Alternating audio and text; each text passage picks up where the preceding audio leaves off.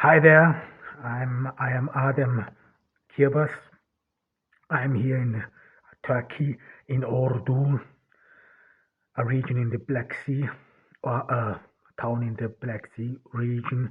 We are still in the pandemic, still the coronavirus. I hope you all are doing fine and that we will eventually um, get past this with a lot of care.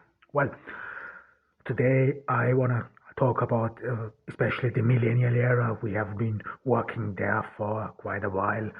Um, I mean, it was necessary somehow, or at least it was important that we lay the groundwork, that it is understandable and what we are talking about. And despite the fact that I do not believe that solely your social backdrop, your social milieu, or your socio-economic background determines your thinking. Not at all. Human beings are different. That this is what makes us different from animals, and human history is a scathing indictment for anyone who thinks otherwise. Humans have a superior brain, and this brain power enables them to somehow create their own nature and even interfere in the nature and so on. So this is genuinely human. So humans are not prey of the circumstances they are living. I know there are a lot of calamities and atrocities in this world, and that you cannot always change your fate. But however, nevertheless, we have to be aware of one thing, and this is that humans have a superior mind, and that we therefore change history, that we are part, that that we are one species as you want in the animal kingdom, who can actively change the outcome, and this makes us different. However, this is the millennial era, and it is somehow a bit difficult to talk about the millennial era. I mean, this is in general the case. If you end a new era and start a new era, postmodernism is a fancy word which means actually nothing else than some sort of a after modernism. This is, you don't know quite what comes thereafter. This is the word post. This means I would rather consider postmodernism as a phrase to understand somehow in between. So this means we are postmodernism is rather an era after modernism, and then somehow you are in the waiting room for the next era to begin. This is postmodernism, and postmodernism is indeed very short. It pretty much starts, as you can say, so around with the World War, First or Second World War, and then I would say it ends with the fall of the Berlin Wall, and that the former communist countries are being integrated in the global economy. The Americans become the superpower. So this is, but this doesn't last long. We all know the rise of China, and China with this Belt and Road initiative, as well with other things, pretty much questions American world dominance, as well as you know or might not know, is that Americans, this is especially after the Trump presidency, it became apparent that America rather wants to deal with their own issues, which is indeed uh, mm, something they have to deal with. If you only compare the infrastructure of America, one of the wealthiest countries in the world, with the infrastructure of China or even Europe, then they fall behind, way behind. So America somehow has a low footprint on the world stage. This is the development in the last years, and we will see where this is going. And even though now with the Joe Biden administration in power, nevertheless, especially in the pandemic, America, of course, wants to deal with their own issues first. I mean, this has proven itself with the vaccination, with the vaccines. Wealthy countries could buy them. But I don't want to get into this.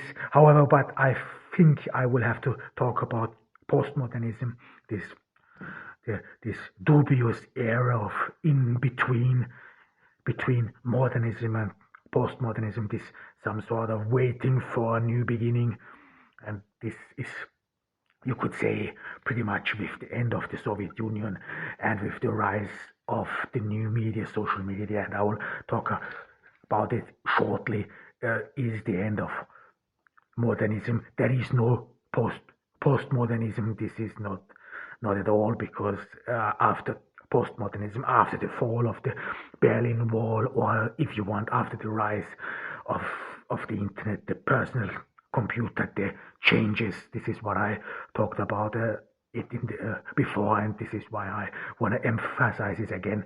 Those significant changes, they occur with the rise of the internet. This is indeed, we live indeed in an area which comes with a significant change, and with this significant change, we have to give this new area a new name, and it deserves. It is not because we fancy ourselves with new names, but giving a new name helps you to talk about the differences, and I will prove talk about this today, as well as in some next episodes, that there was indeed a difference in growing up, or is indeed a difference in growing up as a baby boomer compared to growing up as a millennials. This is indeed a difference, and that's why we do not call everyone baby boomers, or like in the German language sphere, 68er Bewegung. This has changed, and different vocabularies help us to make this change visible. However, what we talked about is the fall of the Soviet Union, and I want to talk about the fall of the Soviet Union briefly, but not what really happened. I mean, I am well aware that everyone has History Channel or Google or whatever, the fall or why it fell. You can pretty much inquire, and it is only secondary to understand the backdrop of the millennial. But I want to talk about the implications of the fall of the Soviet Union for leftist philosophy, for leftist worldview. And this is because I read, this was a couple of years ago in the university. I don't remember the name of the author anymore, and this was an article about why the left somehow changed, or why after the fall of the Soviet Union, no one within the left, as well as in general leftism, would be waning, especially Marxist ideas were not on vogue anymore. So, and this is article dealt with it. I thought it back then. It was not very accurate, and some thoughts when I prepared for today's episode, I gratefully I remembered this article a couple of years ago. I mean, I'm sorry, I don't remember the author anymore. I mean, it was in the university, but maybe some who hear this, listen to my podcast, will help me out with it, or will write it in any comment section before. However, I want to talk about this. I mean, why the interest of Marxism is waning, and I think one thing, yeah, it is true. that the interest in Marxism is waning, but, and it's a huge but, not the interest on leftism. You have to be aware that if you only see in the news media Me Too movement as well as Black Lives Matter movement, all this protest culture in our age, and this is very important, this Occupy and protest culture, that this is indeed actually proof that leftism is not waning. Conservatives or conservative thinking does not take over. This is not the case. This is nothing you find in reality, but rather the interest in Marxism is waning. This is true, and I thought about it. I thought about it back then, and I want to share my thoughts with you. I mean, one thing which I observed, this was in the university as well as partially outside of the university, that many young folks, even today, but as well as my generation, they actually do not read Marx in a way. I mean, of course, the Marx and Engels, that if you want to read everything, yeah, this is a lot. I mean, I don't know how many books they wrote in total, and I did not read every one of them, but nevertheless, Marx, and this is, you have to be aware of one thing, and this is that there is indeed a difference between Karl Marx and Friedrich Engels.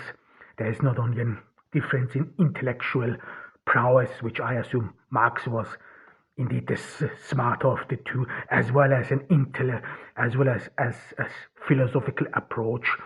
I mean, I talked about this, but to say it briefly, Friedrich Engels was rather influenced by Spinoza, whereas Marx was influenced by Hegel and even went beyond Hegel and to cut to the brass tacks is that Marx was not a metaphysician, whereas Engels was. This is something this is pretty much visible in the literature. So Marx was intellectually of a different level than Engels. However, I don't want to go into detail because this would be that we really have to talk about it very extensively, and this is not the case and place for this. But nevertheless, Karl Marx's most important work is the Capital, in German, das Kapital, and this is actually very important. So if you want to understand the core of Marxism, if you want to understand the core of Karl Marx's own thinking, you have to read das Kapital. This is, I would say, like I said, you do not have to like Marxism, and if you read das Kapital, this does not mean that you become a communist or whatsoever, and I will talk about it shortly why not, but the Kapital, I said it before, is one of those few profound analyses we have about an economic system. It is indeed a huge difference to some statements, especially from the liberal economic school of thoughts, which say that the market would somehow adjust and monitor itself by this invisible hand, and you do not know how and why. I mean, maybe I do not justice to this thought school, but however, this is indeed a difference. And in this, Marx is unique, and the Capital is really important to not only understand Marx, but as well as what makes Marx different from all other socialists. And this is indeed that the Capital is very important in that sense, because it brings into socialism science.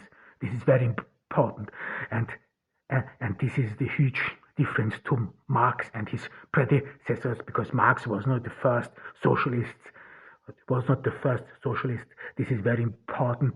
Marx was among many few, but really what makes Marx